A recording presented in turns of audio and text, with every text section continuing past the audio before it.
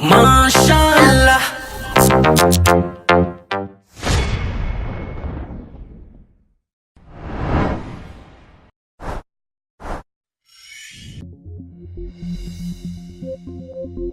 नमस्ते दोस्तों, आई के स्टडीज सीरीज पर आप सभी का स्वागत है।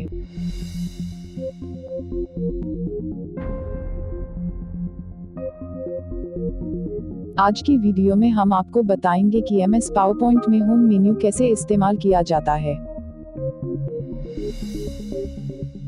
सबसे पहले अपने कंप्यूटर में MS पावरपॉइंट ओपन कर लीजिए। रन कमांड ओपन कर पावर PNT टाइप कीजिए और ओके दबा दीजिए। पावर पॉइंट ओपन हो जाएगा। यहाँ आपको तरह तरह की टेम्पलेट्स मिल जाएंगी।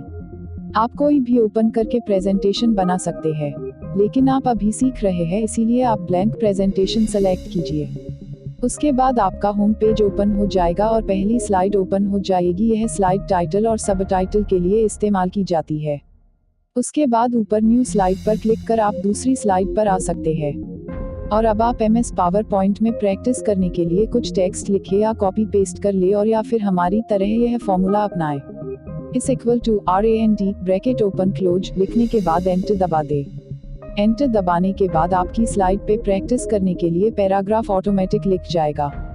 अब आपको ऊपर कट कॉपी एंड पेस्ट के ऑप्शन दिख रहे होंगे। इनको इस्तेमाल करने के लिए सबसे पहले कोई एक पैराग्राफ सेलेक्ट कर ले और सबसे पहला ऑप्शन चेक कीजिए। यह कट ऑप्शन है। जैसे ही आप इस पर क्लिक करेंगे तो पैराग्राफ कट हो जाएगा, और जहां पर भी कर्सर रखेंगे और पेस्ट ऑप्शन पर क्लिक करेंगे तो पैराग्राफ वही पेस्ट हो जाएगा। अगर आप कोई पैराग्राफ सेलेक्ट कर कॉपी पर क्लिक करेंगे तो वह पैराग्राफ कॉपी हो जाएगा, और जहां पर भी कर्सर रखेंगे और वहां पेस्ट पर क्लिक करेंगे तो पैराग्राफ वहां पर पेस्ट हो जाएगा। और ध्यान देने वाली बात यह है कि कट करने पर पैराग्राफ अपनी जगह से हट जाता है और कहीं और पेस्ट हो जाता है, परंतु कॉपी करने पर वो पैराग्राफ दोनों जगह रहता है। आप इन सभी कार्यों को शॉर्टकट कीज द्वारा भी कर सकते हैं। Ctrl+X is equal to cut, Ctrl+C is equal to copy and Ctrl+V is equal to paste। उसके बाद ऑप्शन आता है फॉर्मेट पेंटर। इस ऑप्शन द्वारा आप पहले से फॉर्मेट टेक्स्ट की फॉर्मेटिंग कॉपी कर सकते हैं और दूसरे सामान्य टेक्स्ट पर फॉर्मेटिंग पेस्ट कर सकते हैं। इस ऑप्शन द्वारा आपका थोड़ा काम आसान हो जाता है। बार बार टेक्स्ट फॉर्मेटिंग करने की जरूरत नहीं होती, सीधे फॉर्मेटिंग ही कॉपी पेस्ट हो जाती है। उसके बाद न्यू स्लाइड का ऑप्शन आता है। आप इस ऑप्शन द्वारा अपनी प्रेजेंटेशन में नई स्लाइड जोड़ सकते हैं।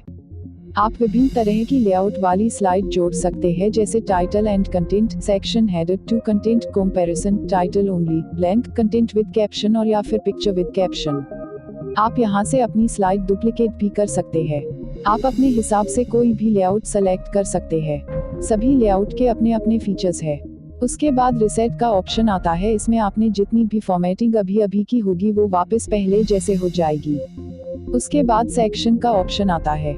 इस ऑप्शन द्वारा आप स्लाइड को कई सेक्शन में सुनियोजित तरीके से प्रेजेंटेशन को रख सकते हैं।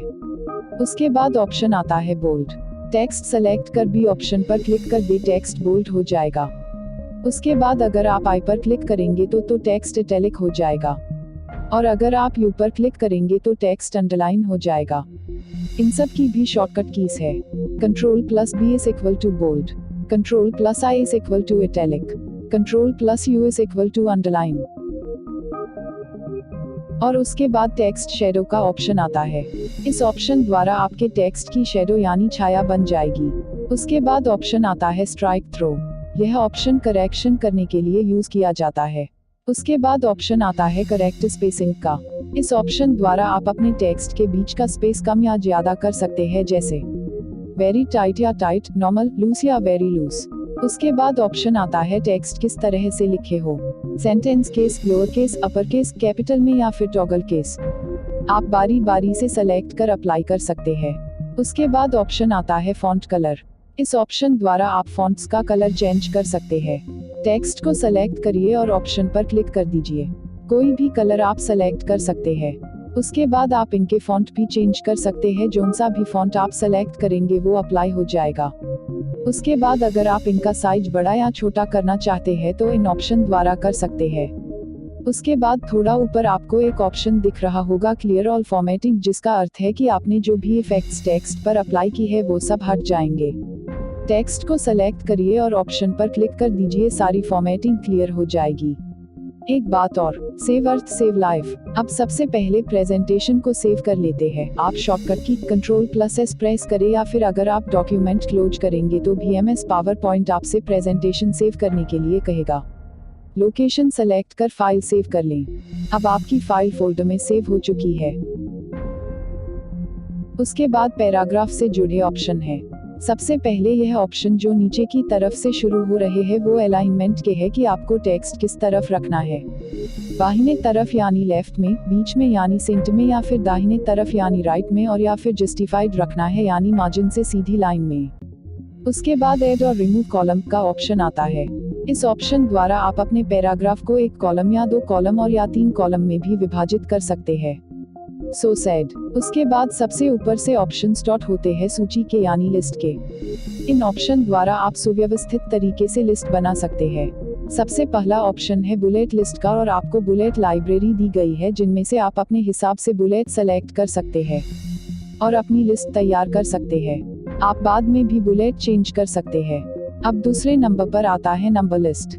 इस ऑप्शन द्वारा आप नंबर सेलेक्ट कर सकते हैं और लिस्ट बना सकते हैं। उसके बाद ऑप्शन आता है डिक्रीज लिस्ट लेवल और इंक्रीज लिस्ट लेवल का। इस ऑप्शन द्वारा आप पैराग्राफ का साइज बड़ा या छोटा एडजस्ट कर सकते हैं। उसके बाद ऑप्शन आता है लाइन स्पेसिंग का। इस ऑप्शन द्वारा आप लाइंस के बीच के स्पेस को अपने हिसाब से बड़ा या छोटा एडजस्ट कर सकते हैं। उसके बाद टेक्स्ट डायरेक्शन का ऑप्शन आता है। इस ऑप्शन द्वारा आप अपने टेक्स्ट को हॉरिजॉन्टल 90 या 270 डिग्री रोटेट और या फिर स्टैक में फॉर्मेट कर सकते हैं। उसके बाद टेक्स्ट अलाइन का ऑप्शन आता है। इस ऑप्शन द्वारा आप अपने टेक्स्ट को टॉप, मिडिल या बॉटम में प्लेस कर सकते हैं। उसके बाद कन्वर्ट टू स्मार्ट आर्ट का ऑप्शन आता है। इस ऑप्शन द्वारा आप अपने सामान्य टेक्स्ट को एक स्मार्ट आर्ट में कन्वर्ट कर सकते हैं। इससे आपकी प्रेजेंटेशन थोड़ी अट्रैक्टिव हो जाएगी। आप अलग अलग तरह की डिजाइन इस्तेमाल कर सकते हैं। उसके बाद ड्राइंग से जुड़े ऑप्शन आते हैं। आप विभिन्न तरह के आकार यहाँ पर सेलेक्ट कर ड्रॉ कर सकते हैं, जैसे text box, lines, arrow, rectangle, circle और भी बहुत सारे आकार यहाँ मौजूद है। आप अपने हिसाब से इस्तेमाल कर सकते हैं। उसके बाद अरेंज का ऑप्शन आता है।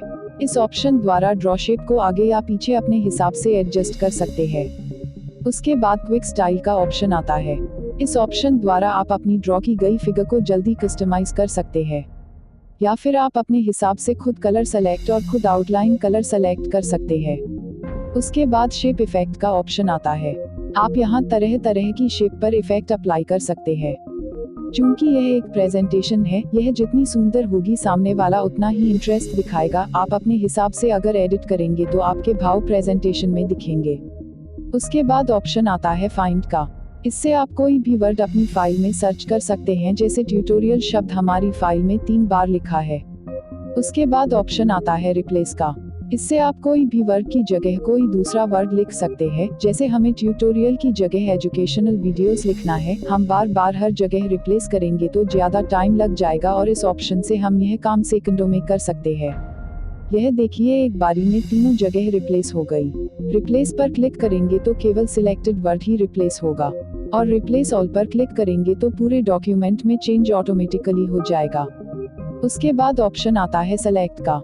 इस ऑप्शन द्वारा आप सेलेक्ट ऑल, सेलेक्ट ऑब्जेक्ट और आप एक जैसे फॉन्ट से एक साथ सेलेक्ट कर सकते हैं और एक साथ एडिटिंग कर सकते हैं और पेन सिलेक्शन भी कर सकते हैं। अब सबसे ऊपर जो ऑप्शन है वो है अनडू, यानी वापस पहले जैसे करना। उसके बाद रीडू, यानी वापस वो ही करना जिससे हमने अनडू कर दिया। इसके बाद स्लाइड शो ओपन करने का ऑप्शन आता है। इस ऑप्शन द्वारा आप शुरू से प्रेजेंटेशन प्ले कर सकते हैं। अब आप थोड़ी प्रैक्टिस करें जिससे आपको होम मेन्यू के ऑप्शन याद हो जाएंगे। अगर आपको MS पावर पॉइंट से रिलेटेड और भी वीडियोस देखनी है तो आप हमारे चैनल की MS PowerPoint playlist check कर सकते हैं। लिंक डिस्क्रिप्शन में दिया गया है। धन्यवाद।